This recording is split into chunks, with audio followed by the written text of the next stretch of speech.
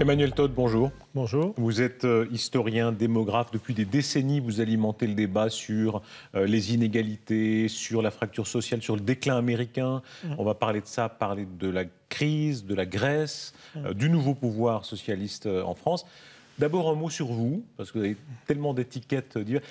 On dit parfois prophète des intellectuels, par exemple, prophète des politiques surtout. Ça vous va comme étiquette ? Non, pas trop. Hein. Surtout, j'ai fait quelques bourdes. Donc, comme tous les prophètes. Non, le bon qui se respectent. Non, moi je me dis en famille, je dis que je suis prophète certifié, parce que sur la Russie, l'effondrement du système soviétique, j'étais bon. Vous aviez prévu l'effondrement de l'URSS. Non, il n'y en a pas tant que ça qui l'ont prévu. Non, mais il y en a. Donc moi, mon palmarès, c'est effondrement du système soviétique. Voilà. C'est très triste. En fait, je suis beaucoup dans l'effondrement, mais il y a du gay. Bon, effondrement du système soviétique, affaiblissement du système américain. Ça, c'est pas encore prouvé. On en parlera tout à l'heure. Bon, quand même, c'est bon. Voilà. Bon. Impossibilité de l'euro, ça se présente très très bien. Ouais. Et les révolutions du monde arabe. Les bookmakers britanniques seraient ravis avec vous. Hein. Ils peuvent jouer il y a des moments où je me dis que si j'avais fait un autre métier que d'écrire des livres, la science, je pense que si j'avais été spéculateur dans le domaine financier, j'aurais pu passer à la retraite avec un niveau de capital et de revenus très supérieur. La marque de fabrique qui vous a longtemps collé à la peau, c'est aussi la fameuse fracture sociale dont s'est inspiré Jacques Chirac, qui vous avez reprise quand même. Hein. Non, absolument pas. Non, mais c'est tout à fait. Ça dit des choses sur le système d'information. Je n'ai jamais utilisé cette expression. Les mots non, mais la théorie, oui. L'analyse politique, oui, tout à fait. Ça vous a beaucoup énervé qu'on vous présente comme chiracien pendant très longtemps? C'était très difficile d'en sortir, surtout que je ne l'ai jamais été. Pour moi, l'épisode, tout ce que j'ai fait, c'était de laisser dire les chiraciens que, voilà. Moi, ça m'avait surtout donné un accès terrible aux médias, parce que les gens pensaient que j'étais le gourou de Chirac. Donc je n'ai pas démenti, c'est vrai que j'étais un peu coupable. Et puis j'ai profité de mon accès aux médias pour développer ma vision personnelle anti-maastrichtienne, anti-monnaie unique, anti-politique du franc fort. Mais à l'époque, j'étais plutôt quelque part entre Chevènement et Séguin, sans les connaître d'ailleurs à l'époque. Et puis un homme politique, si on peut dire, qui a fait l'honneur de vous citer, c'est un honneur très très ambigu, vous voyez à qui je fais allusion, c'est Oussama Ben Laden. Oui, moi je ne le classe pas homme politique. Non, terroriste, appelez-le comme vous voulez, mais en tout cas figure historique de fait. Honnêtement, quand on m'a... Je crois que c'est mon fils aîné qui m'avait dit d'Angleterre... me féliciter pour avoir été cité par Ben Laden, sans qu'il donne le nom, quand même. Ces mots exacts, je les ai retrouvés, c'est parmi eux, ils parlent des penseurs européens, etc., donc qui parlent de l'effondrement de l'Empire américain. Parmi eux se trouve le penseur européen qui a anticipé la chute de l'URSS. Il vous serait bénéfique de lire ce qu'il a écrit au sujet de ce qui advient après l'Empire pour ce qui concerne les États-Unis. Donc il vous a être lu par Oussama Ben Laden, c'est pas si courant. Hein. Oui, mais alors, honnêtement, quand on m'a dit ça, j'ai eu l'impression totalement surréelle, en fait. Premier temps, hors de l'espace et du temps. Ça vous a fait peur un instant, je veux dire, parce que... C'est-à-dire au début, je ne sais pas comment dire. En fait, je pensais qu'il me citait pour autre chose, pour du travail sur le monde musulman, où je parlais des révolutions et de la désislamisation du monde musulman. La première fois qu'on m'a dit que Oussama Ben Laden parlait de moi, en fait, j'avais peur que ça soit un jugement négatif. Fatwa, vous voyez. Et quand j'ai vu... mais en fait, je veux dire, les gens ont une vision très exotique de Ben Laden, mais c'est un type qui a fait des études supérieures. Autour de lui, de façon classique, les terroristes islamistes sont des types qui ont fait des études supérieures en sciences. Donc c'est des gens qui parlent anglais. En plus, le livre dont il est question a été traduit en 27 langues. Donc si vous voulez, il est traduit en anglais, il est traduit en russe, il est traduit en arabe, en chinois. Donc que ça soit arrivé n'est pas complètement inconcevable. Enfin, de Jacques Chirac à Oussama Ben Laden, on voit que le spectre est très large de ceux qui vous ont cité, déformés, pillés. Non, mais je veux dire, honnêtement, je ne prends pas l'ensemble comme un compliment, parce que Chirac a quand même été un président de la République assez lamentable, et quant à Ben Laden, c'était Ben Laden. Donc j'essaie rapidement de penser à quelqu'un de bien. Rien ne me vient à la minute, j'en suis désolé. L'actualité, c'est le nouveau pouvoir en France qui s'installe, qui vit ses premiers pas. D'abord, une impression sur ce François Hollande qu'on n'a pas vu venir. Souvent, on l'avait sous-estimé il y a quelques mois. Aujourd'hui, peut-être qu'on le surestime, je ne sais pas, je vous pose la question. J'en sais rien. Moi, j'étais en fait très, très impressionné par sa performance, qui est partie évidemment de l'intérieur du Parti socialiste, mais pas dans le jeu des tendances habituelles. Ce type que tout le monde disait mou et qui a montré dans toute cette épreuve, au sens d'épreuve sportive, quasiment, je dirais, une très grande solidité. Et puis en même temps, quand on voit la façon dont on est fait, une flexibilité, même dans le code de la campagne, une flexibilité tout en donnant l'impression de l'inflexibilité. Et donc on ne peut... Puis en plus, il y a un élément de mystère chez le ministère. On ne sait pas vraiment. Donc on peut... Non, ça pourrait être un certain goût du secret, visiblement, puisqu'il a attendu avant d'annoncer son Premier ministre. Enfin, voilà, et donc il y a en lui tout ce qu'on a vu pour le moment. C'est les qualités pour être un très grand président. Mais les circonstances qui viennent appellent en vérité des choses hors du commun. C'est-à-dire la crise, et donc on va voir. Vous le comparez à qui? On a beaucoup comparé évidemment à Mitterrand, aussi à Pompidou par exemple, cette espèce de fausse rondeur. Moi je ne suis pas compétent sur les individus. Je veux dire, mes prédictions réussies, c'est sur la base de statistiques concernant l'ensemble des populations. Ouais. Et dès qu'on arrive au niveau des individus, et particulièrement les hommes politiques, joker, c'est-à-dire j'admets ma nullité psychologique et politique. C'est-à-dire je ne sais pas... On ne me reprendra plus à avoir une opinion très définie sur un homme politique. Alors, opinion sur sa politique. On a beaucoup dit, voilà, c'est un grand changement. On a beaucoup parlé d'austérité pure. Il va pouvoir réinjecter l'idée de relance en Europe. Est-ce que vous y croyez? Alors, il y a des thématiques qui sont vraiment bien dans la campagne de Hollande. Il y avait le mot égalité. C'est-à-dire, je suis convaincu que dans la crise, les nations doivent se ressourcer dans leurs valeurs propres. Et pour la France, l'égalité est une valeur fondamentale. L'accent mis sur la jeunesse, sur l'enseignement, je veux dire, tout ça c'est bien. L'idée d'identifier l'austérité en Europe comme le problème, l'idée que affronter Madame Merkel sur ces questions, c'est stratégique, tout ça est bien. Mais il reste le fait que moi, en tant qu'analyste ayant travaillé sur la crise des systèmes économiques développés, je ne pense pas que l'Europe puisse sortir de la crise sans changer les règles du jeu. Et pour moi, il y a deux concepts zombies, en fait. Zombie, c'est ce qu'on croit vivant, mais qui est mort. Et il y a deux concepts qui sont comme les bornes de l'action des gouvernements en Europe et qui, pour moi, sont totalement périmés. Il y a d'abord le libre-échange, c'est-à-dire l'ouverture aux échanges extérieurs. C'est-à-dire qu'on ne peut pas faire de relance en régime de libre-échange. Vous dites qu'il faut un protectionnisme européen. Oui, parce que si vous faites... Modéré, mais un protectionnisme. Oui, modéré, intelligent, plurinational, sectoriel, tout ce qu'on veut. Mais si on fait de la relance, c'est-à-dire si on réinjecte des signes monétaires dans une économie ouverte, on fabrique de la demande pour la Chine, ou pour l'Inde, ou pour les émergents. Donc on ne peut pas. Et en ce sens, l'austérité n'est pas... complètement absurde. Et puis, la deuxième chose, c'est que je suis vraiment... Alors, le passage au protectionnisme permettrait de sauver l'euro, je pense. Mais si on reste en régime de libre-échange, alors il va falloir renoncer à l'euro, parce que ça n'est pas gérable. Vous dites les inégalités, le mécontentement lors des dernières élections en France. On l'a vu, Mélenchon et Le Pen, ça fait un pourcentage de voix très impressionnant, de mécontents.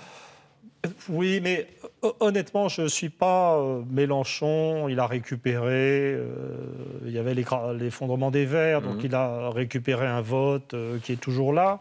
Et quant à au vote pour Marine Le Pen, moi, je n'ai pas été très impressionné. Si vous voulez, quand on regarde le Front National sur longue période en France, il oscille entre 10 et maintenant 18%. En 88, il était monté à 15%. Donc, une sorte d'oscillation. Il a une base à 10%. Et puis, et compte tenu du fait que Nicolas Sarkozy, président de la République, a pendant 5 ans activé tous les thèmes du Front National, moi j'avais dit qu'il s'était comporté comme un attaché de presse du Front National, que le Front National monte à 18%, sachant que 2 élections avant, Jean-Marie Le Pen devait être à 17%. Je ne suis pas très impressionné, en fait. La France n'a pas fait une grande embardée d'extrême droite, là. On reparlera de vous dans un instant. Vous avez été communiste dans votre jeunesse. Aujourd'hui, l'opposition au capitalisme, alors il y a les Mélenchoniens, il y a peut-être le Front National, il y a les indignés. Qui va ramasser la mise, selon vous? C'est qui la nouvelle opposition? Mais il n'y a pas. C'est-à-dire que l'une des particularités de la situation, c'est que en tant que jamais l'idéologie néolibérale a atteint un statut de toute puissance. Les gens peuvent à titre individuel remettre en question, mais il n'y a pas dans les classes supérieures ou même dans les partis d'opposition, il n'y a pas de discussion. Et je dirais que... Les indignés, c'est une mode seulement selon vous? Non, c'est l'expression d'un ras-le-bol, d'une oppression de la jeunesse, quelque chose on voit bien qu'actuellement, les gens sentent que ça n'est plus possible. On voit bien, d'ailleurs, tout le monde commence à parler d'un virage à gauche de l'Europe. On parle du retour possible des socialistes au pouvoir, ou des sociodémocrates au pouvoir en Suède. En Angleterre, il y a des livres qui sont publiés par des types jeunes qui dénoncent les mecs qui méprisent la classe ouvrière. C'est le ras-le-bol de quoi exactement, selon vous? C'est de la montée des inégalités. Mais ça ne Elles ont vraiment augmenté? Ah ben, je veux dire, c'est inimaginable. Enfin, je veux dire, la montée des inégalités, c'est maintenant ceux qui restent de croissance dans les pays développés ne profitent plus qu'au 1% supérieur. L'une des raisons pour lesquelles ça craque, c'est que ce qu'on appelle les classes moyennes maintenant ne profitent plus non plus. Mais le drame de la situation, c'est qu'il y a un sentiment de ce que les choses sont insupportables, mais il n'y a pas de modèle alternatif. C'est-à-dire que les gens, le communisme est mort, le socialisme tel qu'on l'entendait aussi, il n'y a pas de... Donc il y a une sorte de vide, de vacuité en face, mais à un moment où le système en lui-même s'effondre. Donc objectivement, pour parler comme les camarades, le système capitaliste, dans sa forme actuelle, n'est plus viable. On est en train d'entrer dans une nouvelle récession parce qu'on ne peut pas nourrir la croissance des émergents, etc. Donc le système est en train de s'effondrer, mais il n'y a pas de projet alternatif. Est-ce qu'il s'effondre vraiment? Parce que sur la crise, on entend deux discours. On entend ceux qui, effectivement, disent voilà, la Grèce, l'Espagne, tout craque. Et ceux qui disent en même temps allez dans les restaurants, regardez les voyagistes, les gens continuent à voyager, à consommer. Évidemment, il y a une grande pauvreté dans le pays, mais enfin, le système est là, quoi. Oui, mais il y a une dynamique du système. C'est-à-dire que c'est vrai, ce qui sert de coussin d'amortisseur, je dirais, les pays occidentaux ont atteint un niveau de richesse inconcevable il y a seulement 30 ou 40 ans. Donc, et même quand on va dans des familles ouvrières en France, on va trouver plusieurs télés, des ordinateurs. Il y a une richesse, il y a des biens qui ont été délivrés. Mais là, on est à un point d'inflexion. C'est-à-dire que c'est plus simplement la montée du chômage. On a un début de baisse du niveau de vie. Et puis, le système, comme le monde entier souffre d'une insuffisance de la demande, que la progression des revenus ne suit plus les progrès de la productivité, le monde entier est menacé d'un système d'une rétraction de la production, d'une crise en fait. Est-ce qu'ici en Europe, c'est lié à un déclin plus profond, un vieillissement? On le rappelait, votre spécialité, c'est la famille, une de vos spécialités. Il y a comme ça un vieillissement de l'Europe? Ah bah oui, le Japon aussi. Les deux pays les plus âgés du monde, c'est l'Allemagne et le Japon, qui sont à un âge médian de 44 ans.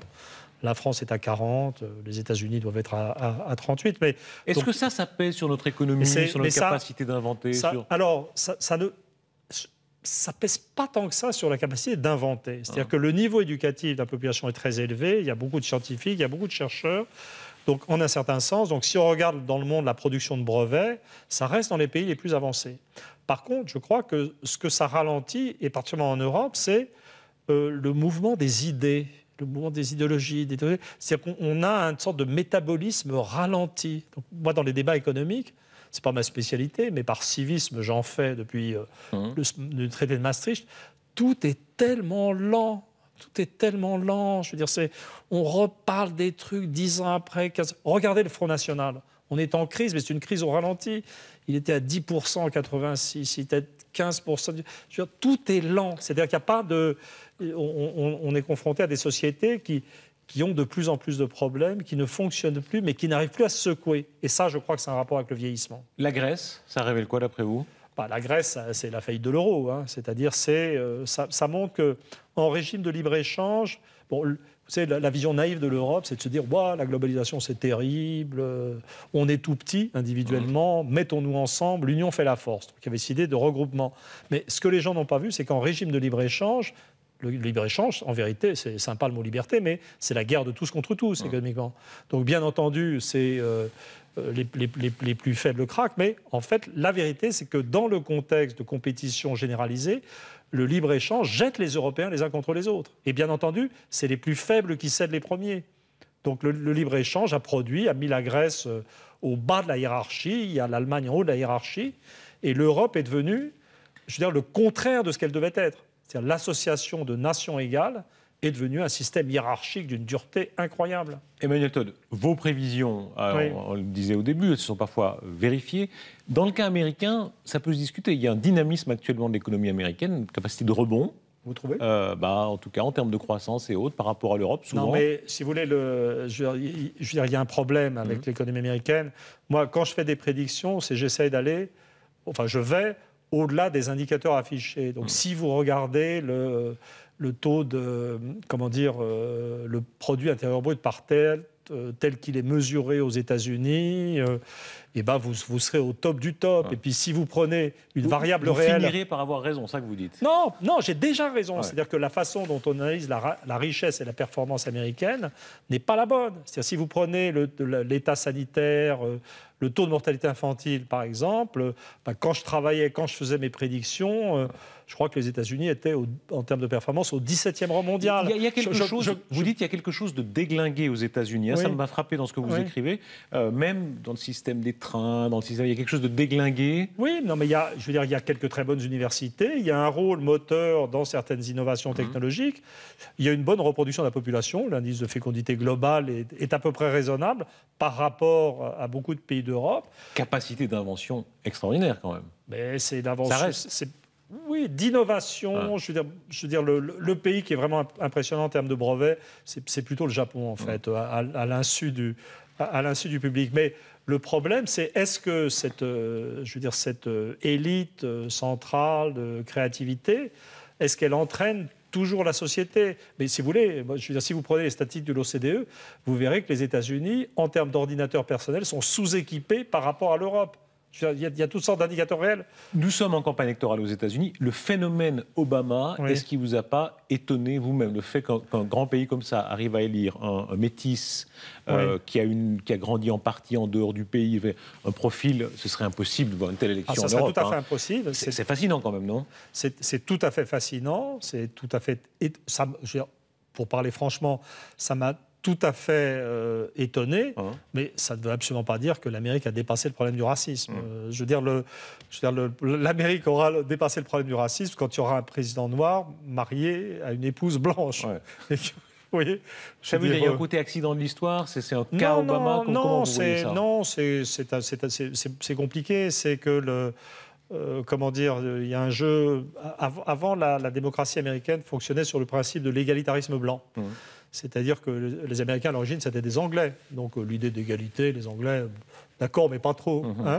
Et l'Amérique a développé une vraie conception de l'égalité, démocratie américaine. Et je crois que cette conception de l'égalité, c'était développée contre les groupes dominés. Il y a une sorte de fixation de la différence sur les Indiens, sur les Noirs, il y avait ça. Et là, en vérité, l'égalitarisme interne du groupe blanc a complètement explosé, la montée des inégalités est formidable, et la différence noir-blanc n'est plus aussi structurante.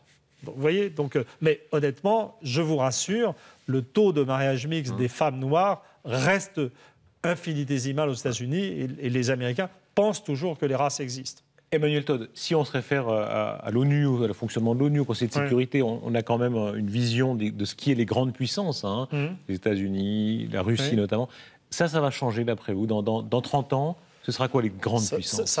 Les grandes puissances, mais écoutez, je n'en sais rien. C'est-à-dire que je suis en train de faire un travail de prospective. Je crois que ce qui est très difficile et ce qu'on a du mal à admettre maintenant, c'est qu'il n'y a pas de pays qui va bien. C'est-à-dire qu'on est toujours à la recherche d'un pays qui va bien, mais les États-Unis ne vont pas bien, l'Europe ne va pas bien, l'Allemagne n'est pas un modèle, c'est la population la plus vieille d'Europe. On est de bonne humeur en vous écoutant. Comment je suis désolé, mais non, mais on peut en tirer, je dirais, ça peut éviter de paniquer. Ouais. Je veux dire, l'idée qu'on est tous dans la même galère, ou que c'est des galères parallèles. Donc le Japon ne va pas bien. Moi, je ne fais pas du tout partie des gens qui pensent que la Chine va être le nouveau leader du monde. Les équilibres démographiques chinois sont catastrophiques.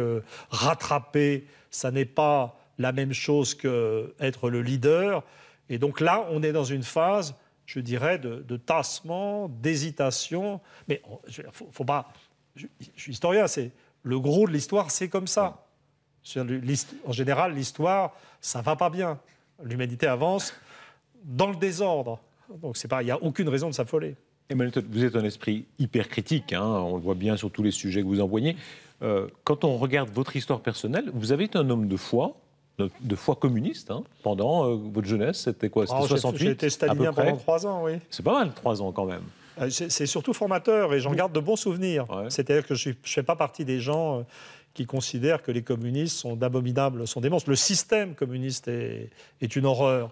Mais les gens qui étaient dans les partis communistes étaient vraiment des gens bien. Vous avez gardé même une tendresse, c'est votre mot pour cette époque-là. Mais si vous voulez. Tendresse pourquoi exactement? Mais parce que les gens désintéressés, dévoués, qui étaient au Parti communiste, étaient des gens tout à fait extraordinaires. Vous voyez, il y a une définition du capitalisme comme le système qui permet, à partir des plus mauvais instincts de l'homme, d'acquisition, gagner le plus en faisant le moins, l'optimisation par le marché, à partir des plus mauvais instincts de l'homme, on fait le système le plus efficace. Le communisme, c'est juste l'inverse. Vous prenez ce qu'il y a de meilleur dans l'homme, c'est le dévouement, etc., et vous faites le pire. Hein. Non, pas du tout. Vous savez bien que dans la moindre cellule communiste, il y avait les intrigues, la haine de l'autre, la volonté de casser l'autre, etc. Vous n'avez pas été communiste. Je sens que vous n'avez pas été membre de parti communiste. Voilà. Mais je vous jure que je ne garde que de... Je me souviens, vous voyez, mai 68, juin 68, je suis au Parti communiste, je fais la campagne du Parti communiste. Mon secrétaire de cellule, chaudronnier chez Renault, me dit « Maintenant, Emmanuel, tu arrêtes de coller les affiches, tu prépares ton bac. » C'est pas beau, ça hein? Respect de la culture bourgeoise. Il y a une nostalgie communiste chez vous. Non, je dis que le Parti communiste était tout à fait dans les valeurs culturelles bien bourgeoises. Autre exemple, un type voulait adhérer à la cellule, mais disait sans arrêt des trucs anti-arabes. Même truc, oui, tu peux voter communiste, tu peux être sympathisant, mais avec tes propos racistes, tu n'es pas digne d'appartenir au Parti communiste français. Donc ensuite, le PC s'effondre et on est surpris de voir apparaître le Front National dans une partie de la classe ouvrière française. Non, c'était vraiment des gens bien. L'aventure soviétique, on est ici dans un studio à Genève, pas loin d'ici, il y avait les appartements où logeait Lénine et quelques autres. Ce petit groupe de bohèmes, d'intellectuels qui ont réussi à prendre un pays, ça garde une... Non, mais ils n'ont pas pris le pays. Moi, dans mes recherches, l'un des trucs dont je suis le plus fier, c'est d'avoir identifié... sous les idéologies politiques qui sont devenues dominantes, des structures familiales particulières.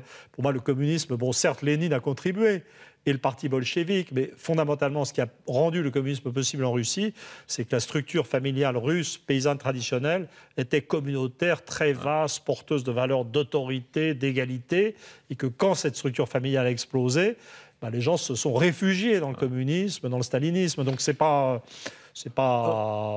jamais la France n'a été menacée d'être bolchevisée, en fait. Un mot sur la Suisse, Emmanuel Todt. Vous êtes ici à l'invitation de Convergence et des membres de la Légion d'honneur.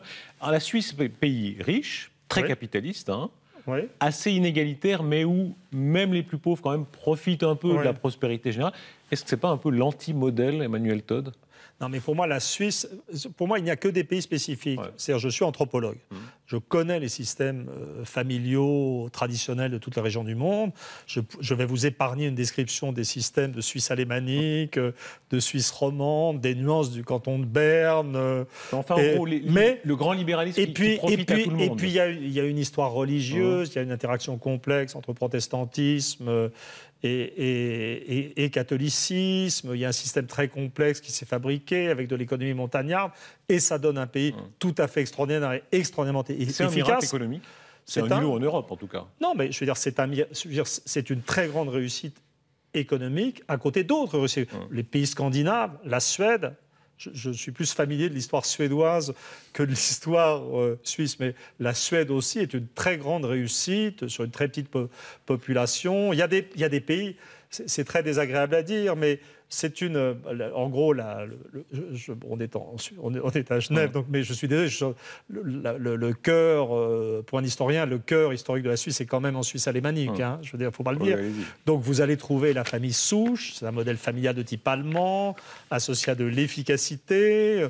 Et donc l'efficacité suisse, ça va être une variante des efficacités allemandes, suédoises, japonaises. On attend le livre d'Emmanuel Todt. Cela dit, mais ça tient parce que en Suisse romande, au niveau des structures familiales, les Suisses romands auraient dû être des Français.